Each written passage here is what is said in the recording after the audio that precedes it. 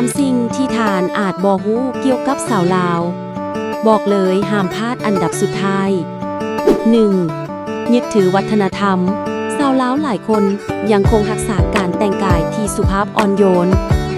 การนุ่งผ้าสิ้นบ่ได้มีแต่งานบุญแต่ยังนุ่งในชีวิตประจำวัน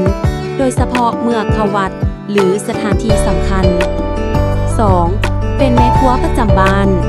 แม่หญิงลาวมีชื่อเสียงเรื่องการเฮ็ดอาหารโดยเฉพาะอาหารพื้นเมืองเช่นต้มปลาคออบไก่หรือตำมะฮุ่งที่แซ่บนัวบ่ว่าจะอยู่ไสก็มักเฮ็ดอาหารกินเอง 3. ฮักแพงและต้อนรับวัฒนธรรมการต้อนรับของคนลาวแมนโดดเด่นถ้ามีแขกมายามบ้านสาวลาวจะต้อนรับด้วยความจริงใจและมักเชิญกินข้าวดื่มน้ำตามแบบที่เป็นมิตรของสาวลาวนอกจากความงามทางรูปร่างแล้วเสน่ห์ที่แท้จริงของสาวลาวแมนความอ่อนโยนความฮักนวลสงวนตัวและการรักษาฮีตของประเพณี